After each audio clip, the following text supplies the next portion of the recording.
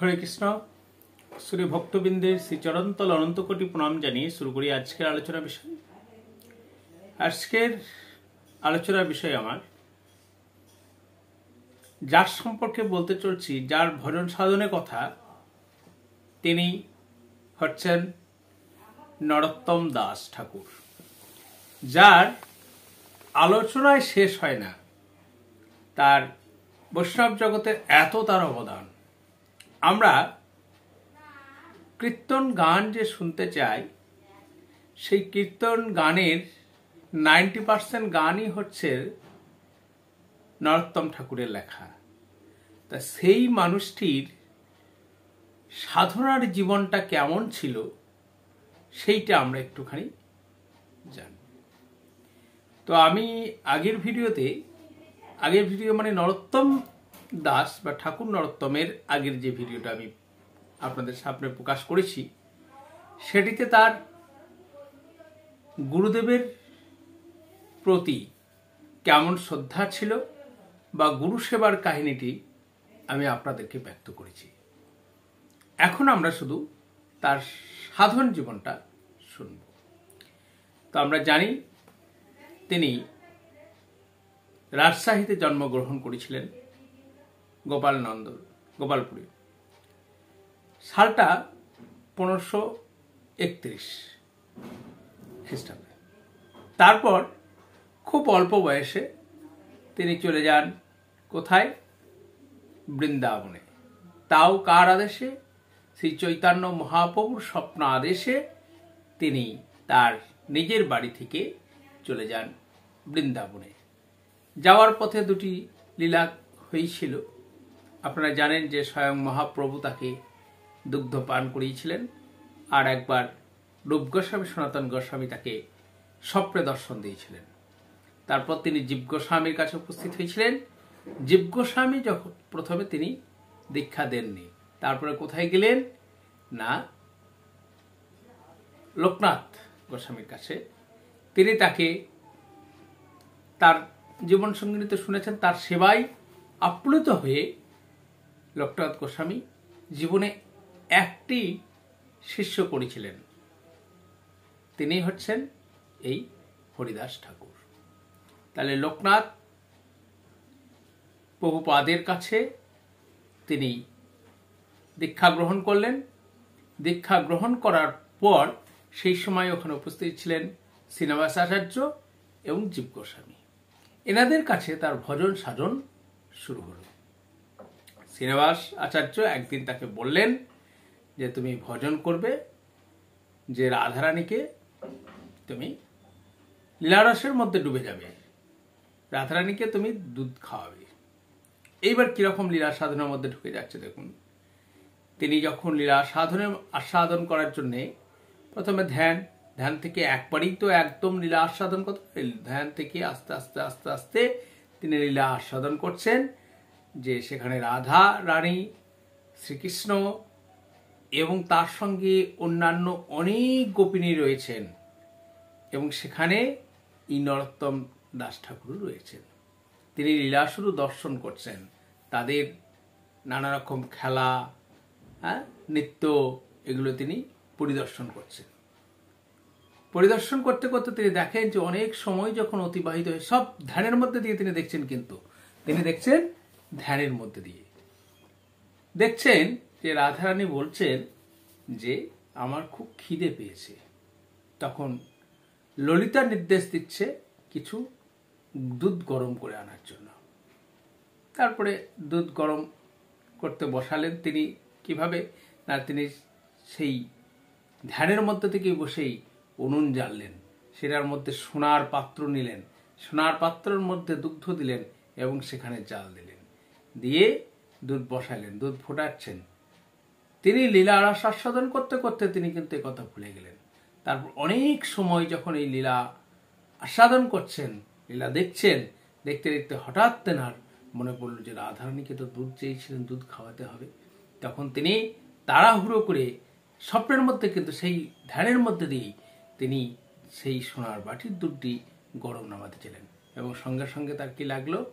ছ্যাঁকা লাগলো। ঠিক আছে, তো সে ছ্যাঁকা লাগার সঙ্গে সঙ্গেই তার ধ্যান সেখান থেকে ভেঙে যায়। এবং যখন ধ্যান ভেঙে যায় তখন তিনি দেখলেন যে তার হাতের মধ্যে দিয়ে হাত পুড়ে ছেঁকা লাগলে যেমন আমাদের হয় ফোঁসকা পড়ে, সেরকম কিন্তু ভাব হয়ে গেছে। ভাবুন একবার, তিনি ধ্যানের মধ্যে রাধারানী এবং কৃষ্ণ সহ অন্যান্য গোপিনীদের মধ্যে তাদের লীলা খেলা দর্শন করছিলেন। সেই লীলা খেলা দর্শন করতে করতে তিনি সকর্ণে শ্রবণ করলেন যে রাধারানী দুধ খেতে চাইছেন, খিদে পেয়েছে, ক্ষীর তৈরি করবে। তো সেইখান থেকে রাধারানী ললিতা বিশাখার বললেন কাকে না, এই নরোত্তম ঠাকুরকে। তিনি সোনার বাটিতে দুগ্ধ চাপালেন কাঠ জেলে এবং লীলা আস্বাদনে ভুলে গিয়ে আস্বাদনে এতই মেতে উঠেছেন যে তিনি দুধ চাপিয়েছেন সেটা মনে নেই। তাড়াতাড়ি নামাতে গেলেন এবং সেখান থেকে তার ছেঁকা লাগলো। কত বড়! এবং বাস্তব ক্ষেত্রে দেখা গেল যে সত্যি সত্যি তার ছেঁকা লাগলো। তখন তিনি সেটাকে এড়িয়ে তিনি সঙ্গে সঙ্গে শ্রীনিবাস আচার্যের কাছে গেলেন, সমস্ত ঘটনা বললেন। তখন বললেন যে তুমি একদিন সেবা দিতে পারো নাই, কিন্তু প্রতিদিন তো এমন হবে না, তুমি প্রতিদিন ধ্যান করবে আর দেখবে এই লীলার আস্বাদন করতে করতে ঠিক সেবা পারবে। আর তুমি আজকে যে জিনিসটি করেছো, শ্রীনিবাস আচার্যের অনেক শিষ্য ছিলেন, কিন্তু আমার কোনো শিষ্যই এই ধ্যানস্থ অবস্থাতেই যেতে পারে না, সেবা তো পরের কথা। তুমি প্রথম দিনেই যা করেছো এতে আমি অত্যন্ত প্রীত হলাম এবং তোমার যে সাধনার যে উন্নত স্তর গিয়েছে তাদের জন্য তোমার নাম দিলাম। নাম ছিল কি? তখন ঠাকুর হরিদাস নাম হলো। ঠিক আছে, এটা কিন্তু ঠাকুরদা, সেই জন্য আমরা বলি ঠাকুরদা বলি। এই ঠাকুরদা নামটি শ্রীনিবাস আচার্য তার সাধনায় পরিতৃপ্ত হয়ে তিনি তাকে দিয়েছিলেন এবং এইভাবে ভজন সাধনা করেন। এবং তার যখন ভজন সাধনা শেষ হয় তারপর তাকে বলেন যে তুমি এবার কোথায় যাও, তোমার নিজের ওখানে যাও। নিজের গ্রামে যখন আসেন, আপনারা জানেন যে নিজের গ্রামে এলেন, নিজের গ্রামে এসে দেখলেন যে রাজবাড়ি আছে, অনেকটা সময় অতিবাহিত হয়ে গেছে, তার পিতা মাতা সব শেষ এবং তার ভ্রাতৃষ্পুত্র খুব সম্ভবত সুদেব ভ্রাতৃষ্পুত্রের নাম, তা তিনি শাসন করছেন। সঙ্গে সঙ্গে নরোত্তম দাসকে বলছেন যে ঠাকুরকে যে তুমি রাজ সিংহাসনে বসো। তো নরোত্তম বলছেন ঠাকুর যে আমি কি অত দূর থেকে এসেছি এই সিংহাসনে বসার জন্য? তুমি বস, কোনো অসুবিধা কিছু নেই, বরঞ্চ আমাকে কিছু টাকা পয়সা দিয়ে আমি খেতুড়িতে কি করব না, খেতুড়িতে একটা মহৎ উৎসবে আয়োজন করব, সেখানে নাম সংকীর্তন হবে এবং এইখানেই কীর্তন জিনিসটা তৈরি হয়। কিন্তু কীর্তন আদি তৈরি হয়েছিল এই খেতুড়িতে। এবং এই ঠাকুরদা অর্থাৎ এই নরোত্তম ঠাকুর প্রথম শুরু করেছিলেন। এখানে যে সমস্ত কীর্তনীয়ারা এসেছিলেন, জ্ঞানদাস, কান্দ্রার জ্ঞানদাস আমার বাড়ির থেকে 3 কিলোমিটার দূরে, ইনিও এইখানে উপস্থিত হয়েছিলেন। ঠিক আছে, তো এখানে যে সমস্ত কীর্তনীয়ারা গিয়েছিলেন তাদের একটা লিস্ট আমি আপনাদের পরে জানিয়ে দেব এবং কীর্তন যে কীরকম মার্গের হয়েছিল সেটাও আমি আপনাদেরকে জানিয়ে দেব। আর আরেকটি ফাঁকে কথা বলা যায়নি, তো এই নরোত্তম ঠাকুর বৃন্দাবনে যখন ছিলেন তখন তিনি আরেকজনের কাছে কিন্তু সঙ্গীত শিক্ষা নিয়েছিলেন। সেই সঙ্গীত শিক্ষা নিয়েছিলেন কার কাছে সেটাও আপনাদের জানা উচিত। তিনি সঙ্গীত শিক্ষা নিয়েছিলেন, তার শিষ্যের নাম জগৎ বিখ্যাত, তার শিষ্যের নাম ছিল তানসেন, যিনি আকবরের রাজসভার কবি ছিলেন এবং তার গুরুদেব ছিলেন কি হরিদাস। ঠিক আছে, সেই হরিদাস তিনি রাধা গোবিন্দকে, এই হরিদাস মানে আমরা যে হরিদাস ভাবছি ব্রহ্মার অবতার হরিদাস, সেই হরিদাস নয়, কিন্তু এই হরিদাস এখানে ছিলেন, তিনি সঙ্গীতজ্ঞ হরিদাস। তো উনি এনাকে সঙ্গীত শিক্ষা প্রদান করেছিলেন, অর্থাৎ নরোত্তম ঠাকুরকে সঙ্গীত শিক্ষা প্রদান করেছিলেন। সেই জন্যই তার গানগুলো এত সুমধুর এবং লয়ে গাওয়া হয়।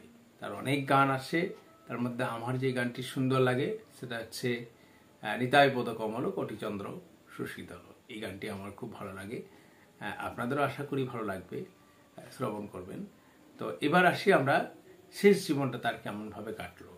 এইভাবে তিনি খেতুড়িতে তিনি একটা আশ্রম মতো তৈরি করলেন, সেখানে তার অনেক শিষ্যতে হলো এবং এখানেও অনেক রকম বিভেদ হয়েছিল। এখানেও মানে রাজারা সবাই যে মেনে নিয়েছিলেন তিনি তা মেনে নেয়নি, কারণ তিনি তো ব্রাহ্মণ নেন, তিনি দাস। এবং যদি তার জন্মকাহিনী আপনারা শুনেছেন যে তার পিতা ছিলেন দত্ত অর্থাৎ বুনিয়াদি, সেই জন্য তিনি ব্রাহ্মণ শিষ্য করতে পারবেন না। এই নিয়ে নানা রকম অশান্তি হয়েছিল। তারপরে চাঁদরাই এরা অনেক রকম সমস্যা সৃষ্টি করেছিল, অনেক বড় বড় প্রশ্ন এসেছিলেন, তর্ক বিতর্ক হয়ে, এবং শেষকালে সবাই পরাজিত হলেন, তার শিষ্যত্ব গ্রহণ করলেন। এবং এখনও সেখানে অনুষ্ঠান হয়, এবং অবশেষে শোনা যায় যে তার যখন মহাপ্রয়াণের দিন হয় আর কি, তার শরীরটা যখন ওই পর্দা থেকেই তো তেনার জন্মের সময় তার গায়ের রং ছিল কালো, পর্দা থেকে যখন গোবিন্দ স্বয়ং গোবিন্দের সেই প্রেমাশ্রু তো ভক্তি অশ্রু, সেটা মিশে তার গায়ের রং ফর্সা হয়ে গিয়েছিল। এটাই কিন্তু একটা কাহিনী, একটা ঘটনা আছে। তো আবার সেই পদ্মাতেই যেন যখন দেওয়া হলো, তখন দেখা গেল কি দুগ্ধের মতো হয়ে বিগলিত হয়ে পর্দার জলে মিশে গিয়েছিল। অর্থাৎ যেখান থেকে তার উৎপত্তি হয়েছিল আর কি নরোত্তম ঠাকুরের, সেখানেই যেন তিনি অবলীলা ক্রমে বিলীন হয়ে গেলেন। তো এই ছিল তার সাধন জীবনের সংক্ষিপ্ত অংশ। এনার সম্পর্কে বলার মতো, মানে বলে শেষ করার মতো ক্ষমতা আমাদের নেই। তবুও যতটুকু সাধুগুরু বৈষ্ণবীর কৃপায় পাই, সেটুকু আমি আপনাদের সামনে জাস্ট শেয়ার করলাম। তবে তার অনেক লেখা গ্রন্থ আছে, ভক্তি বিলাস, হরিভক্তি বিলাসিনী থেকে অনেক রকম গ্রন্থ তার আছে। সেগুলি একটু প্রেম ভক্তি বিলাস তার অন্যতম একটি গ্রন্থ। এগুলো একটু পাঠ করবেন, দেখবেন অনেক কাহিনী আপনারা জানতে পারবেন। তো আপনাদের কৃষ্ণপদে মতি হোক। আবার দেখা হচ্ছে পরের একটি বিষয় নিয়ে, যেখানে আবার কোনো সাধকের জীবন কাহিনী বা কোনো তত্ত্ব এসব নিয়ে আলোচনা করব। হরে কৃষ্ণ, গোবিন্দ আপনাদের মঙ্গল করুন।